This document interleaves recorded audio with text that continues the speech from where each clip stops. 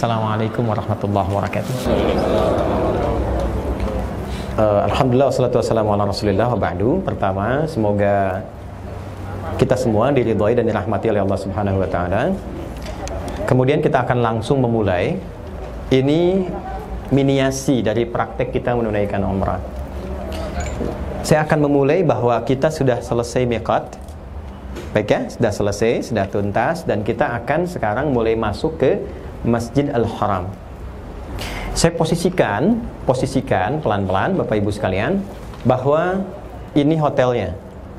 Saya posisikan demikian ya. Baik, kalau melihat ke posisi ini sih makam Ibrahim di sini, kita kalau mau masuk dari pintu King Abdul Aziz depan. Baik, 98 itu King Abdul Aziz. Jadi dari hotel langsung masuk. Kemudian dari masuk itu kita akan lurus belok kanan, kemudian lurus sedikit mentok ke kiri, belok lagi baru turun ke bawah. Diturun nggak akan langsung ketemu dengan Hajar Aswad, tapi kita akan geser dulu ke kanan sedikit. Oke, kalau geser ke kanan sedikit dan posisi Hajar Aswad di situ, berarti kita dari sana. Tapi hotelnya sebetulnya dari sini.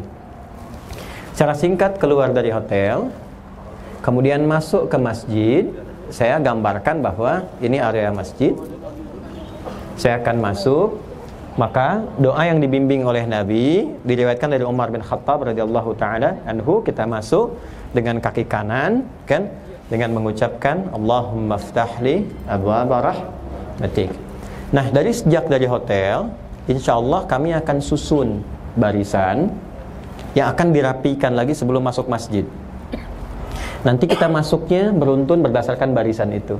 Mohon berkenan nanti dari beberapa yang ikhwan, juga sebagian dari akhwat, nanti saya akan mintakan bantuan, kita sama-sama bersinergi supaya kita bisa lebih tertib dan rapi dan saling mengingatkan. Karena kalau sudah nanti mau berangkat, saya anggap semua keluarga ya, dan semua keluarga harus saling menyatukan. Perhatikan baik-baik Bapak Ibu sekalian. Setelah masuk nanti ke area Masjidil Haram, saat turun tangga ke bawah menuju ke Ka'bah, itu di ruang kita yang ada space luas, persis ketika melihat Ka'bah, saya akan sempurnakan barisan dulu, nggak langsung kita belok. Jadi gambarannya, begitu turun tadi dari rute yang tadi saya sampaikan, kemudian turun tangga untuk ke bawah. Nah, ini persis jalan sedikit, kita sudah ada di hadapan Ka'bah begini ya.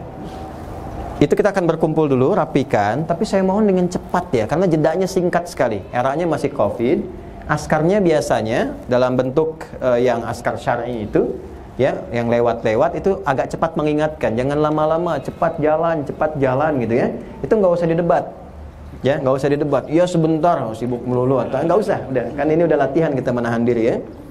Nanti berdiri, saya akan bimbing doa pertama untuk melihat Ka'bah. Pertama yang dimaksudkan tuh kita datang melihat. Mungkin sudah banyak yang melihat Ka'bah setiap waktu juga gitu kan. Tapi begitu turun nanti saya bimbing ya, ada 5 keutamaan yang melekat kepada Ka'bah, dan kita memohon kelima ini dipercikan ke kita. Ya, doanya insyaallah akan dituliskan, disampaikan, tapi saya bacakan cepat di sini. Allahumma zid, kan? Boleh diikuti, Allahumma zid. Ulangi, Allahumma. Saya dulu, baru ibu atau bapak. Allahumma zid hadzal baita takriman wa ta'ziman wa tashrifan wa mahabatan wa barran wa zid ala man hajjahu awi i'tamarahu au ra'ahu takriman wa ta'ziman wa tashrifan wa mahabatan wa barran. Ya, jadi itu nanti yang dibacakan. Secara singkatnya begini, ya Allah, mohon selalu tambahkan kepada rumah mulia ini kemuliaan, keagungan, kebaikan, segala yang melekat yang baik-baik, dan percikan kemuliaan yang merubah buruk menjadi baik. Dan mohon percikan dan anugerahkan semua itu, yang 5 tadi, kepada orang-orang yang berhaji, yang memulai tawaf kudumnya dari sini, atau setiap yang umrah, atau bahkan yang hanya melihat Ka'bah itu. 5 kebolehan tadi. Jadi biasanya kalau kita sudah mulai membacakan itu, suasana hatinya sudah mulai terpaut dengan Ka'bah. Nah, itu disebutnya nanti semacam warming up sebelum kita tawaf. Jadi untuk bagaimana menautkan hati kita dengan Ka'bah supaya kita menyatu dan tawafnya enak. Jelas sampai sini? Oke, setelah itu kita berjalan, bersiap-siap. Nanti doa yang tadi saya akan tuliskan. Kalaupun Bapak Ibu tidak hafal, tapi selintasan itu bisa sering dibaca supaya nanti di memorinya tuh tersimpan cepat. Jadi kalau saya bimbingkan, kita nggak terlampau lambat. Ya, ini kalau terlalu lama nanti datang askar supaya jalan, ya, diminta jalan. Oke, selesai. Kemudian kita akan mulai berjalan pelan-pelan, rapi, mendekat ke arah Hajar Aswad. Ini diposisikan begini ya. Bapak boleh geser sedikit ke sebelah sana. Ya. Ini memang dibuat sedikit agak rendah di sini, ya. Kita posisikan agak di sini, tinggi. Kita mulai di sini, Hajar Aswad. Ini miniatur aja ya, Bapak Ibu sekalian di sini. Perhatikan baik-baik. Ketika kita berjalan, posisi tadi jalan tuh di sana tuh. Ya, sekarang insan mat tadi itu. Kita doanya di sana. Terus jalan ke sini. Nah, akan mulai kita menghadap ke arah Ka'bah dari posisi Hajar Aswad. Kita mengangkat tangan, bisa kedua tangan begini, ya. Kalau mampu lakukan 2 tangan, atau setidaknya dengan tangan yang kanan begini. Menghadap ke arah Ka'bah, tepat posisi yang Hajar Aswad. Perhatikan baik-baik. Jangan sampai terjadi begini, karena akan masukkan rombongan ke belakang ya. Jadi saya akan minta merapat dulu supaya sejajar dengan garis ini. Jadi jangan sampai nanti ngangkat tangannya masih sebelah sana.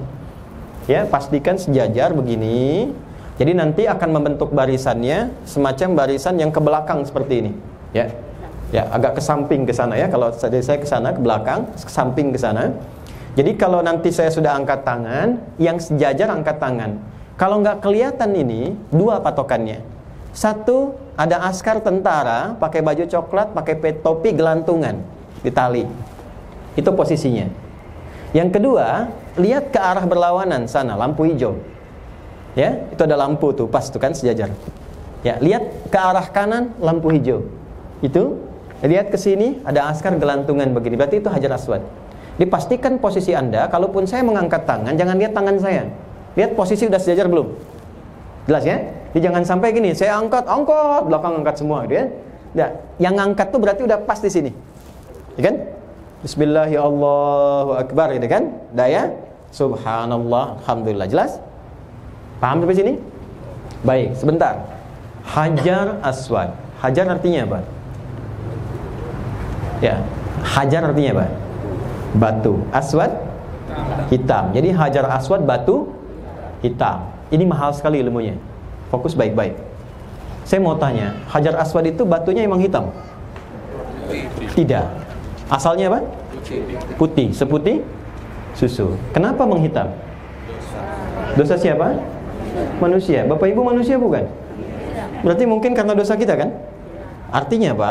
Ini hikmahnya, percikannya adalah boleh jadi saat setiap orang datang menghadap Ka'bah itu tidak semuanya suci. Fala tuzakku anfusakum.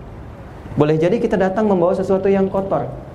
Nah, kotoran itu yang menghambat doa kita cepat dijawab. Rahmat Allah yang harusnya turun cepat jadi berbalik. Bukan karena Allah nggak ngasih. Di cahaya akan datang, tapi kalau tertutup dia akan memantul balik kan.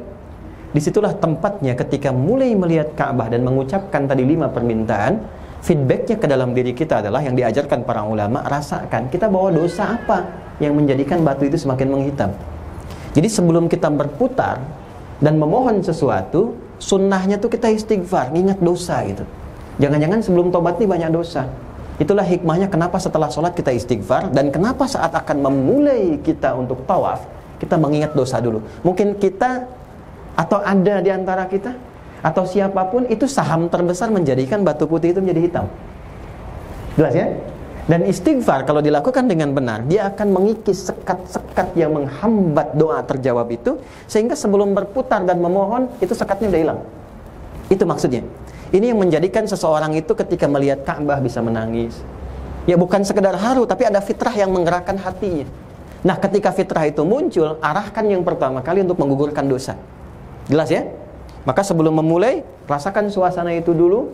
Nah, kalau sudah suasana itu masuk ketika Anda mengatakan Bismillahi Allahu Akbar. Masih ingat, bukankah orang yang lontar jumrah mengatakan Bismillahi Allahu Akbar? Bukankah orang menyembelih hewan kemarin Bismillahi Allahu Akbar? Dan kalimat itu ketika dilakukan, baik menyembelih ataupun melontar, bukankah untuk menggugurkan dosa-dosa? Makanya ketika Anda mengangkat tangan menghadap ke Hajar Aswad, Bismillahi Allahu Akbar, di hati kita sudah komitmen, saya akan menggugurkan dosa-dosa, kesalahan-kesalahan yang sudah saya list sebelum saya berangkat umrah. Jelas?